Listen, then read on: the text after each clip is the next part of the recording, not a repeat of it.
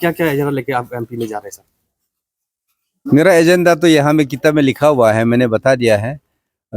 जो विशेष करके youth development के लिए, स्किल डेवलपमेंट एम्प्लॉयमेंट जनरेशन के लिए हम लोग ज़्यादा ध्यान देंगे, क्योंकि अनएम्प्लॉयड यूथ बहुत बढ़ गया है अरुणाचल में, और देश में तो मालूम है कितना अनएम्प्लॉयड यूथ बढ़ा हुआ है, और इससे एम्प्लॉयमेंट नहीं है। बहुत यूथ लोग पढ़ा लिखा करके, ग्रेजुएशन करके, जो डिग्री लेके जैसे घर में बैठा हुआ है, बेरोजगार होके बैठा हुआ है, उन लोग के लिए हम लोग ज़्यादा ध्यान देके काम करेंगे। फार्मर्स के लिए और लोकल इंटरप्रेनर्स लोगों के लिए, महिलाओं के लिए और बच्चों का पढ़ाई लिखाई के लिए हम काम करेंगे। सर जैसे कि आप एमपी में अगर बन भी जाते हैं तो आप सबसे पहला मुद्दा जो आप क्या लेके जा रहे हैं आप सर? जो पहला मुद्दा जो है, हमने जो मैनिफेस्टो में जो लिखा है, फर्स्ट मुद्दा जो है, जो 30 लाख जो नौकरी वैकेंसी पड़ा हुआ है देश भर में, उसको कांग्रेस पार्टी ने गारंटी दिया है कि 1 साल के अंदर में ट्रांसपेरेंट रिक्रूटमेंट पॉलिसी बना करके, अमेंडमेंट करके, उसको जल्दी से जल्दी उसका रिक्रूटमेंट कराएंगे, ताकि नौजवान यूथ है जो पढ़ा लिखा होकर बैठ इंतजार कर रहा है, उन लोग को नौकरी मिलेंगे। सर जैसे कि ओल्ड पेंशन जो है, ओल्ड एज पेंशन जो पहले से लगा हुआ था, अगर ये जीत जाता तो क्या उनको आप पार्लियामेंट में क्या आवाज़ उठाएंगे उसको? जो प्रेजेंट गवर्नमेंट ने न्यू पेंशन स्कीम लाया है, न्यू पेंशन स्कीम तो ऐसा है कि नो पेंशन स्कीम जैसा ही है। वो ओल्ड पेंशन को हटा करके नया लाया। इसमें किसी का जॉब सिक्योरिटी नहीं है। नौकरी करने वाले गवर्नमेंट एम्प्लॉय लोगों के लिए इनसिक्योर्ड है जो न्यू पेंशन स्कीम जो है। इसलिए हम लोग सरकार में वापस आते ही ओल्ड पेंशन स्कीम्स को लागू करने का वादा किया है। ये ओपीएस का डिमांड है। जितना एम्प्लॉय, सेंट्रल गवर्नमेंट एम्प्लॉय है, स्टेट गवर्नमेंट एम्प्लॉय, सभी डिमांड है कि ओल्ड पेंशन स्कीम वापस लाना है। तो इसलिए कांग्रेस सरकार जहाँ जहाँ बना है वो अभी ओपीएस लागू हो गया है, और हर प्रदेश में ये ओपीएस लागू होगा। हम एम्प्लॉय का हित के लिए काम करेंगे। सर चाइना ने फिर से 30 जगह को नाम अरुणाचल में दिया गया है सर, उसको लेकर आप क्या बोलना चाहेंगे? ये प्रथम बार नहीं है।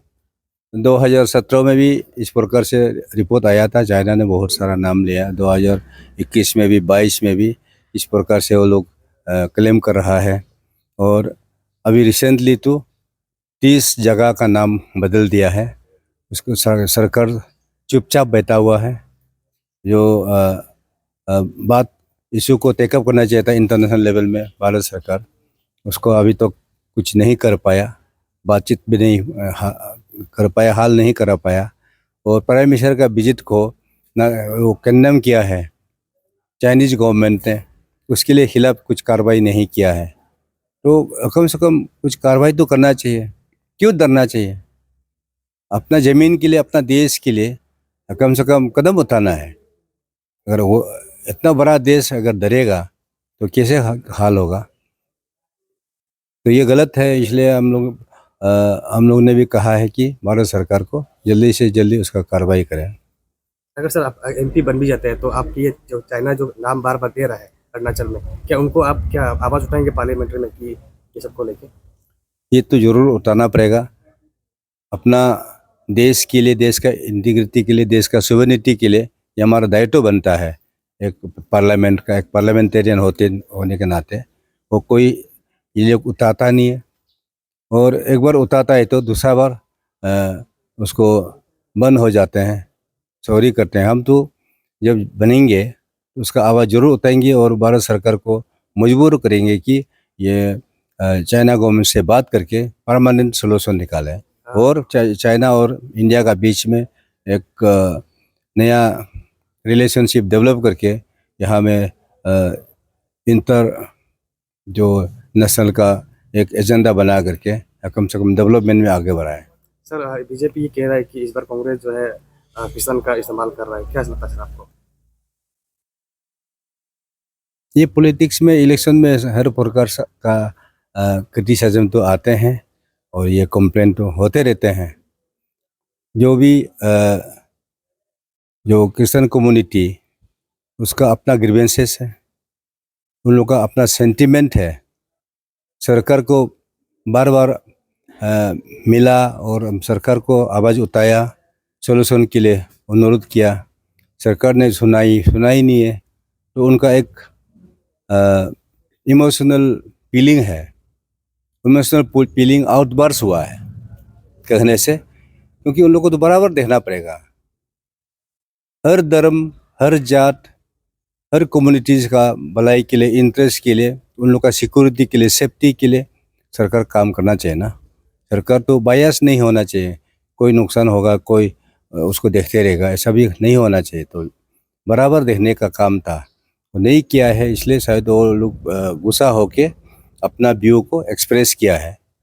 वो एक्सप्रेस मीन्स पार्लियामेंट के लिए किया है, क्योंकि देश के लिए किया है। देश में थोड़ा जो असुरक्षित हो रहा है, भेदभाव हो रहा है, हेट्रेड फैल रहा है, मणिपुर में हिंसा हो रहा है, वहाँ का आपस में लड़ रहा है, वहाँ का 200-300 चर्चेस जला दिया गया, उसके लिए सरकार का कोई आवाज़ नहीं है। और असम में कानून बना दिया, ये क्रिश्चियन मिशनरीज का खिलाफ में कानून बना दिया कि कोई प्रीचिंग नहीं हो सकता है, क्रूसेड नहीं हो सकता है, हीलिंग प्रोग्राम नहीं हो सकता है, प्रेयर नहीं हो सकता है, ड्रेस लगा के बाहर में नहीं जा सकता है। इस प्रकार से लोग तो नाराज होगा। वो भी एक फर्स्ट क्लास इंडियन सिटीजन है, सब यही इंडिया में रहने वाला है।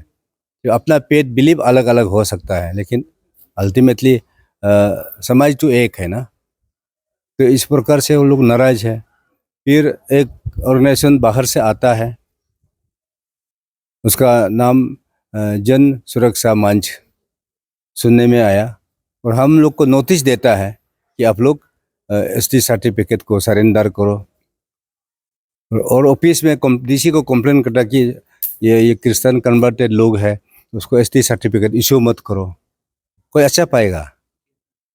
जो एक शांति से चल रहा था हमारा प्रदेश, हर कम्युनिटी, इंडिजिनियस दोनी पोलो हो, इंडिजिनियस क्रिश्चियन हो, इंडिजिनियस बुद्धिज्म हो, अनेक इंडिजिनियस या हिंदू हो, सब मिलके तो अच्छा से रह रहा था। उसका बीच में इंडिजिनियस का नाम में दो कम्युनिटी को लड़ाने का काम तो ठीक नहीं है ना। इससे तो हिंसा होगा, हिंसा फैलेगा, इससे झगड़ा होगा, आपस में लड़ाई होगा, और मणिपुर जैसे कराना चाहते हैं, ये गलत है ना। ये सब इमोशनल सेंटीमेंट लेकर के ये लोग ने आवाज़ उठाया होगा, वो उसको सरकार अच्छे से बात करना चाहिए, जानने के लिए कोशिश करना चाहिए। एक्शन लेने के जगह में अच्छा से बातचीत होगा तो हल होगा ना। तो उसको डिवाइड करने का ज़रूरी नहीं है ना, हम लोग तो सब मिलके ही करेंगे। और हम तो हर कम्युनिटी को रिप्रेजेंट करेगा, हम सिर्फ क्रिश्चियन को रिप्रेजेंट तो नहीं करेगा, हम तो हिंदू को भी रिप्रेजेंट करेगा, इंडिजिनस दोनी पुलो रंगपरा को भी रिप्रेजेंट करेगा, बुद्धिस्ट को भी रिप्रेजेंट करेगा, मुस्लिम को भी रिप्रेजेंट करेगा, और जो भी अलग अलग धर्म है, जात है, उसका हम लोग रिप्रेजेंट करेगा। अगर हम एमपी बनता है ज़रूर रिप्रेजेंट करेंगे। और ये जो कहा है कि हम धर्म को इस्तेमाल कर रहा है, वो तो बयान उनका अपना निजी बयान हो सकता है, इंडिविजुअल फीलिंग हो सकता है, लेकिन क्रिश्चियन कम्युनिटी को इससे बदनाम करना तो ठीक नहीं है।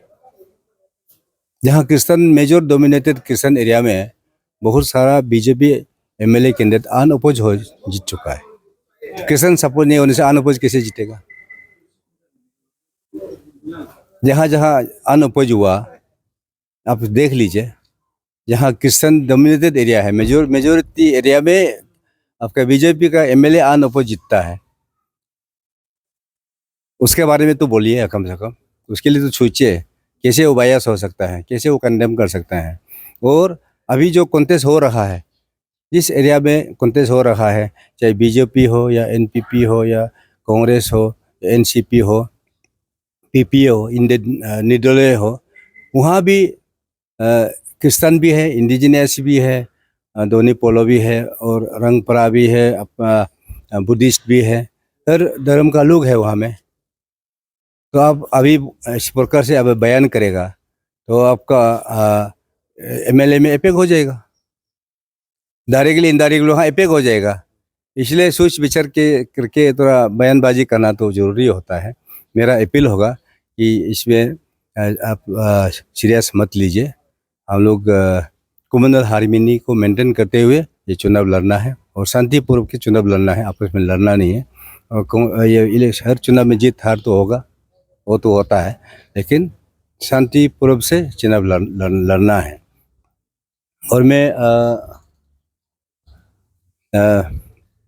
सभी अरुणाचल का वासियों को, मेरा भाई और बहन है, मेरा जो दोस्त है, 30-40 साल से मेरा स्कूल का दोस्त है, वो दोस्त है, पॉलिटिकल का दोस्त है, सोशल कल्चरल एक साथ जिसमें हमने दोस्त किया। चाहे कोई ऑफिसर्स है, बहुत लोग को हम दोस्ती बना के रखा था और बहुत लोग को सेवा भी किया है। वो लोग भी सेवा किया, हम भी सेवा किया, एक दूसरे को मदद किया। और जो गांव में लोग रहते हैं, कांगबोरा हो या मेंबर हो या लीडर हो, या अभी वर्तमान का एमएलए हो, मंत्री हो, जो एक्स मिनिस्टर, एक्स एमएलए हो, पंचायत लीडर्स हो, सबको हम जानते हैं। एक दूसरे से पुराना दोस्ती है। सभी कांग्रेस लोग था, अभी अलग अलग पार्टी में हो सकता है, बीजेपी में हो, एनपीपी हो, एनसीपी हो, पीपीए हो, निर्दलीय हो, सबको मैं विनती करूँगा कि मैं अकेला हूँ इस समय। और इस समय भारत सरकार और केंद्र सरकार और राज्य सरकार सब बहुत सारे पावर में है। मेरा जैसे अकेला हम कांग्रेस को बचाने के लिए हम कोशिश कर रहा है। मेरा साथ तो कोई और नहीं है, अभी सब लोग चला गया, कैंडिडेट भी छोड़ दिया, सब चला गया। मैं अकेला लड़ रहा हूँ, अकेला जी रहा हूँ। मेरा साथ सिर्फ आम आदमी है, आम आदमी का भरोसा है और नौजवान अरुणाचल का जो भाई बहन, जो यूथ का ऊपर में मैं भरोसा हूँ। विशेष करके जो महिलाओं का ऊपर में भरोसा हूँ। अगर आप लोग हमको दया आता है, आप लोग आपका सोच विचार में हमको अच्छा लगता है कि मैं भी एक दिन अच्छा लीडर था, पुराना लीडर था, अच्छा काम किया है अरुणाचल के हित के लिए, समाज के लिए। अगर आपका हर जगह में, हर कॉन्स्टिट्यूंसी में, हर जिला में मेरा कुछ निशान है, जो इंडोर आउटडोर स्टेडियम बनाया, सीमेंट कंक्रीट रोड बनाया, गांव में सड़क बना दिया, national trans Arunachal highway start करवा दिया, एयरपोर्ट एयरपोर्ट स्टार्ट करा दिया, मेडिकल हेल्थ इंश्योरेंस हमने स्टार्ट करवा दिया। तो यूथ का डेवलपमेंट में, स्किल डेवलपमेंट में हमने शुरुआत कराया, और जॉब मेला भी शुरुआत कराया। मेरा अच्छा काम आप लोग अगर सोचता है, आप लोग प्यार करिए और मदद करिए, और आप हमारे लिए ज़रूर प्रेयर प्रार्थना करके हमको एक बार जिता के देखिए। मैं आपका सेवा में हमेशा रहूँगा और आपका दुख दर्द समझने के लिए कोशिश करूँगा, और आपके लिए मैं पार्लियामेंट में बात करूँगा और आवाज़ उठाएंगे, और आपका अरुणाचल का हित के लिए, डेवलपमेंट के लिए हम जरूर काम करेंगे। ठीक है सर। Thank you.